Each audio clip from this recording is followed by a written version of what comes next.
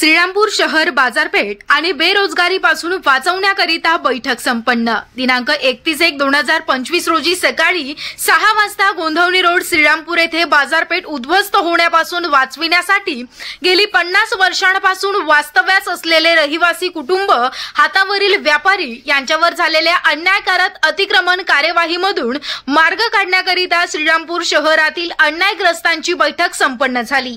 या बैठकीचे प्रमुख उपस्थित विद्यमान आमदार हेमंत ओगले, जिल्हा बँकेचे संचालक करणदादा ससाणे, साई संस्थांचे विश्वस्त सचिन गुजर, व्यापारी असोसिएशनचे गौतम उपाध्ये, भरत शेठ कुंकुलोळ, कृष्णा कलेक्शनचे मुन्ना शेठ झंवर, लायन्स क्लबचे अध्यक्ष गुलाटी, त्याचप्रमाणे सामाजिक कार्यकर्त्या रमादेवी धिवर तसेच अन्यायग्रस्त कुटुंब उपस्थित होते।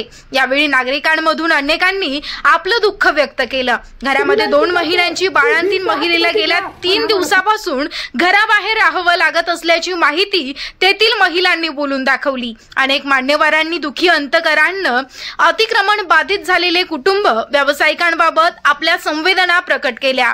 रमाताई धिवर यांनी अत्यंत पोटतिडकीनं अन्यायग्रस्तांची बाजू मांडली। बाजू मांडत असताना त्यांना अश्रू अनावर झाले। या बैठकीचं नियोजन दीपक चव्हाण, चेअरमन श्रीरामपूर खादी ग्रामोद्योग संघ यांनी आयोजित केलं होतं। गेल्या अनेक वर्षांपासून वास्तव्यास असलेल्या कुटुंब आणि छोटे व्यावसायिक यांची दुरवस्था संबंधी गोंधवणी रोड बाबत सविस्तर अशी बाजू मांडून श्रीरामपूर शहराला पाणी पुरवठा करणाऱ्या पाईपलाईन गोंधवणी रोडवरून शहरापर्यंत आलेल्या आहेत आणि या रस्त्यावरून अवजड वाहन जरी गेली तरी पिण्याच्या पाण्याची पाईपलाईन बाधित होऊन शहराला पाणी पुरवठा होऊ शकत नाही। असं असताना देखील 50 फुटाचाच घाट का? त्याचप्रमाणे स्वर्गीय जयंतराव ससाणे यांच्या कार्यकाळात कोणीही विस्थापित अगर बेरोजगार होणार नाही, ही काळजी स्वर्गीय ससाणे साहेब यांनी घेतल्याची कबुली दिली। या प्रसंगी भरत शेठ कुंकुलोळ यांनी प्रशासनाच्या अतिक्रमण कारवाई सर्वसामान्यांच्या रोजीरोटीवर, घरादारावर नांगर फिरवल्याची खंत व्यक्त केली। तसेच यावेळी करणदादा ससाणे यांनी नगरपालिका श्रीरामपूर प्रशासनानं अत्यंत अन्यायकारक अतिक्रमण मोहीम राबवल्याची खंत व्यक्त केली।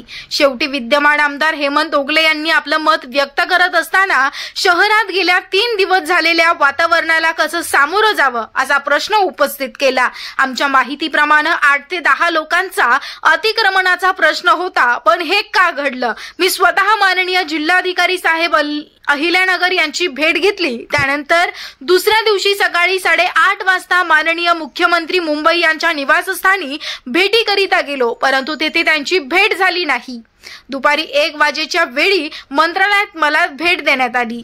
मी माननीय मुख्यमंत्र्यांची भेट घेऊन झालेल्या सर्व परिस्थितीबाबत चर्चा करून निवेदन दिलं आणि अतिक्रमण थांबविण्याबाबत विनंती केली होती। यापुढे बाधित अतिक्रमण धारकांची पुनर्वसन कामी योग्य ती शासनापुढे बाजू मांडणार असून बाधित अतिक्रमण धारकांना, छोट्या व्यापाऱ्यांना न्याय देण्याची ग्वाही या बैठकीमध्ये विद्यमान आमदार यांनी दिली आहे।